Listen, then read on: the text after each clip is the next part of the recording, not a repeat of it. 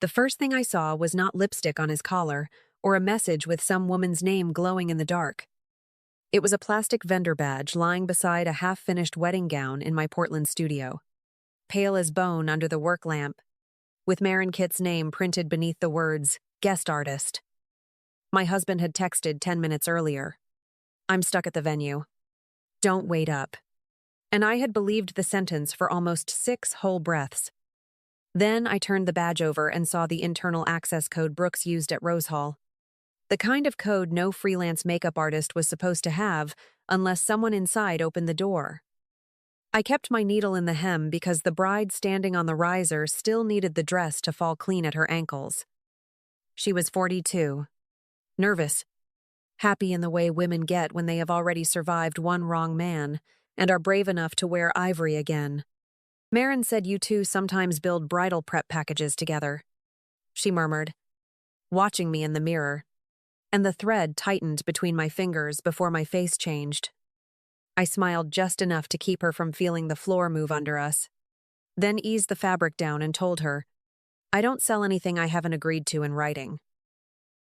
After she left, the studio felt too quiet for a room full of silk, pins, and white dresses waiting to be finished.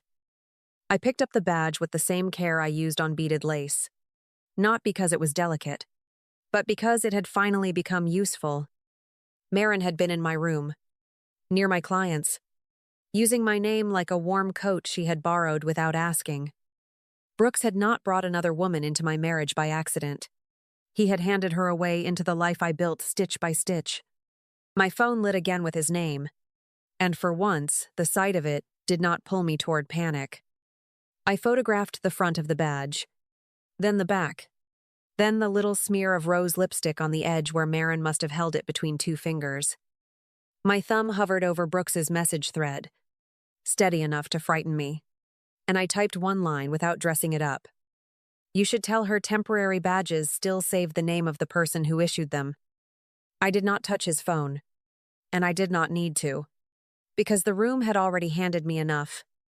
The badge lay beside my calendar, Maren's name printed beneath guest artist, and the access code on the back matched the fitting she had entered. The bride's words kept circling under my ribs. Maren said you two build prep packages together. That sentence mattered more than lipstick or panic, because my name had been used before consent was asked. Brooks texted before I answered the first lie. You're reading this wrong, he wrote. Then, she only needed to observe one fitting. I looked at those words next to the badge and felt the old habit rise, the one that wanted his explanation to sound easier than my own eyes. Then Reese Caldwell knocked on the studio door, carrying a folder for another wedding, and stopped when she saw the table. Reese was a coordinator who understood how small vendor problems became expensive client problems, and she did not ask if I was sure. Don't call him while your hands are shaking, she said, sliding her coat off. Call him when the paper is steadier than his voice. So I opened the drawer where I kept service agreements, referral notes, and printed schedules. The dull paperwork, Brooks always joked, made me old-fashioned. The dull paperwork knew more than he wanted it to know.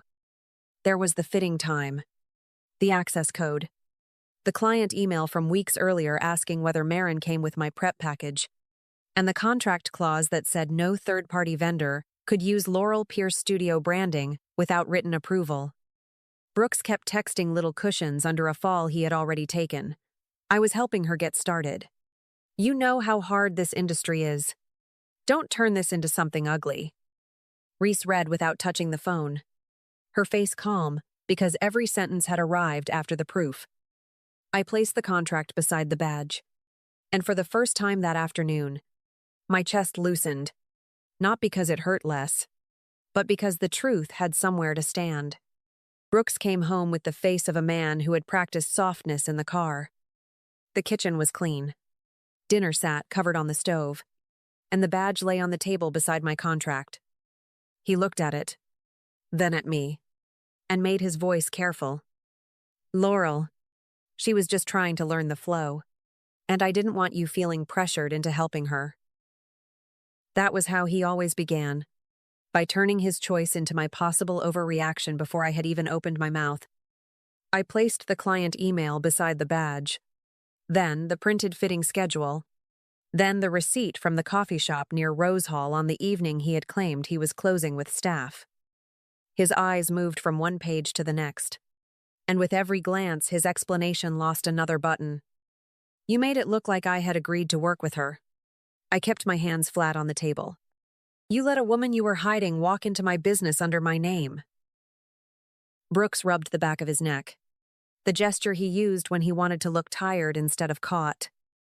I was helping her get started, he said, softer now, and the sentence sounded smaller with the access code between us. I looked at the badge, at his employee initials stamped into the back, and felt the last piece of my confusion settle. Helping someone did not require borrowing my reputation, my client trust, and a locked door he had no right to open. I told him he was no longer allowed inside Laurel Pierce Studio, and he could not use my name with any bride, planner, or venue again. He gave a short, wounded laugh, like I had become unreasonable because the proof had become organized. I did not raise my voice, because the contract was louder than I needed to be, and Reese's email sat ready as a witness to the boundary I was putting in writing. Brooks stared at the screen while I sent it, and for the first time, he understood I was not asking him to tell the truth anymore. I did not send Simon Alder a confession dressed up like gossip. I sent one message after midnight, when the studio lights were off and Brooks had stopped trying to soften the facts from the hallway. Marin's husband deserved something cleaner than rumors, so I wrote only what I could prove. I have information involving Marin, my husband, and client access that may affect your home and your shared business expenses. If you want it, I will send it once, privately, and then step back. His answer came after a silence long enough to feel human. Send what is true, not what is easier. I sat on the edge of the cutting table with the badge, the client email, the fitting schedule, and the receipt arranged in front of me like small objects pulled from a fire. I removed anything that belonged only to my pain and kept what belonged to his right to know. Marin's name on the badge, Brooks's access code on the back, the client question about a package I had never sold, and the coffee receipt charged to a card with both their names on it. Simon did not reply for almost 20 minutes. I watched the little delivered line and felt no thrill, only the strange heaviness of passing a truth to someone who had not asked to be wounded. When his message finally came, it was one sentence. Steady and stripped bare. Thank you for not making me the last person in my own house. I read it twice because I knew exactly what that sentence cost. Brooks had made me feel late to my own life, and now Marin had done the same thing to him. By morning, Simon had not called me, had not demanded details, had not tried to turn me into part of their ending. He simply wrote that he would handle his marriage and the shared expenses Marin had been using for freelance work she never explained. That was all I needed to know. I put the phone down beside a spool of ivory thread and felt the first clean edge of relief. I had not made a scene. I had only stopped protecting the silence that kept making strangers out of us. Cora Landry called while I was steaming, a satin sleeve wrinkled by careless storage. I almost let it go to voicemail, then saw Rose Hall's number beneath her name and set the steamer down before heat marked the fabric. Cora did not ask whether Brooks was cheating, because policy people do not step into pain they cannot document. Her voice stayed level when she said, Laurel, I received a client concern involving Marin Kitt. Your studio name and backstage access issued through our system. I looked at the badge on my table, the proof that had dragged everything into daylight. I never authorized Marin to represent Laurel Pierce Studio, I answered, keeping my eyes on Brooks's access code. I have no written referral agreement with her, and Brooks Vardell had no permission to place her near my client under my name. Cora typed quietly, then asked for a brief statement and documents tied to client confusion. Not my marriage. Not my hurt. Only vendor access and representation. That line separated pain from procedure, and I needed that separation more than I wanted to admit. I sent the contract clause, the client email, the badge photographs, and the fitting schedule, leaving out everything that belonged to my bedroom, my kitchen, or Brooks's face when Proof stopped obeying him. Cora replied that Rosehall would review Brooks's use of internal access and pause Marin's vendor trial until the confusion was resolved. The language looked harmless, but in the wedding business, dry emails close doors faster than screaming ever could. Brooks called 3 times before I answered. His voice came through too sharp for a man still pretending this was a misunderstanding. And the first words out of him were, "Do you understand what you're doing to my job?" I folded the sleeve across the table and looked at the seam I had just saved. "I didn't touch your job." I said, "I stopped you from using mine." By evening, Reese forwarded a note from a planner asking for a different makeup referral, and no one had yelled or begged. The doors were beginning to close in the exact places Brooks had opened them. Marin came to the studio 2 days after Rosehall paused her trial, wearing a camel coat and makeup that made anger look like a misunderstanding. I was pinning the waist of a sample gown when her shadow crossed the frosted glass, and I knew before she knocked that she had not come to apologize. The badge was locked in a folder with the contract and Cora's email, but its shape still lived in the room. Marin looked past me at the dresses and let out a breath too bitter to be accidental. "You already have clients." "Laurel," she said, keeping her voice low like the silk could report us. "One introduction would not have ruined you." I pulled the pin from the waistline and placed it in the cushion before I answered, because my hands deserved steadiness when she did not. She stood there trying to make hunger sound like ambition, as if entering my client's fitting under my husband's access code was just reaching for a chance. "A chance does not need my name printed on it," I said.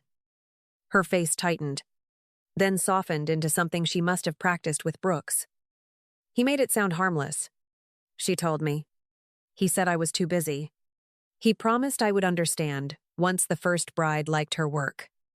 I looked at the client email on my desk, where Marin had been described as part of my prep circle. "You did not just believe him," I said, calm because the proof was sitting there. "You repeated him to a woman paying me to feel safe." That was when she stopped pretending she had only been carried along. Her eyes moved to the gowns again, to the careful rows of ivory and cream, and I saw exactly what she wanted from this room.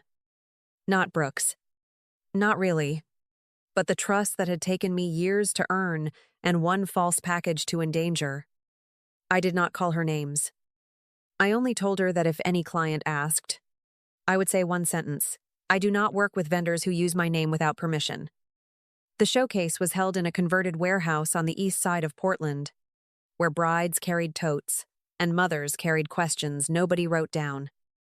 I came as Laurel Pierce Studio, not Rosehall's wife, not Brooks's quiet half, not the woman whose name had been passed around like a spare key. Reese placed me near alterations vendors, and by noon, my sheet was filling with second marriages, courthouse gowns, and women who wanted dresses to fit the bodies they lived in.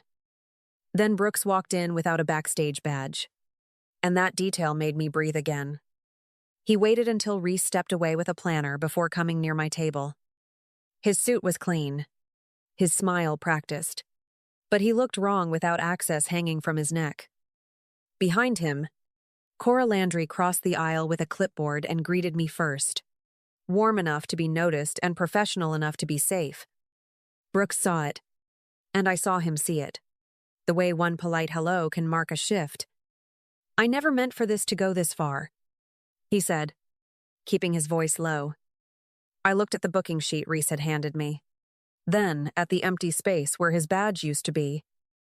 "It did not go far," I said. "It came back to the people who made it." His mouth tightened, because there was no accusation in the sentence for him to argue with. Across the room, Simon Alder spoke with a school events planner about a performance dress needing alterations, and his calm distance told me he had chosen his exit without needing mine. By afternoon's end, 3 brides asked for my next opening. 2 planners took my card. And nobody asked whether Brooks approved. He stood near the venue display like a guest waiting for someone to recognize the man he used to be. I packed my pins, folded my samples, and walked out beside Reese with my name on every form I carried. Nothing loud had happened. That was what made it final. Brooks did not disappear from Portland. Men like him rarely do. He moved into a smaller role at an events company outside the center, where no one handed him backstage access like a family key, and no bride learned my name from his mouth. Rose Hall kept its language polite, but Cora's new vendor disclosure policy told the story better than gossip ever could. If someone wanted to bring a guest artist behind a locked door, the name, purpose, and written approval had to stand there first. Marin had to start over without my client softening the landing. A few brides changed makeup artists. A few reviews stayed short and cold. And one sentence kept traveling farther than any post would have. She made people feel misled. Simon handled his marriage privately, the way he had promised. And months later, he brought a performance dress to my studio through a school planner. Calm enough to prove he had not let Marin turn his dignity into noise. Reese kept sending me women who did not want to be rushed into a version of beauty that made them feel erased. I signed the lease on the small room next to my studio in early spring. After 3 mothers of brides asked if I could make them feel elegant without making them feel younger. I painted the walls warm white, hung a brass mirror near the window, and wrote my own policies in plain language. No borrowed names. No hidden vendors. No woman made to feel difficult for asking who had access to her day. When the phone buzzed now, my hand no longer tightened before I looked. If Laurel's story found the part of you that once questioned your own eyes, leave one honest sentence below. Sometimes peace does not arrive when someone comes back. Sometimes it begins the day you keep walking. Lighter, clearer, and finally willing to believe you deserve a love that does not make you beg for truth.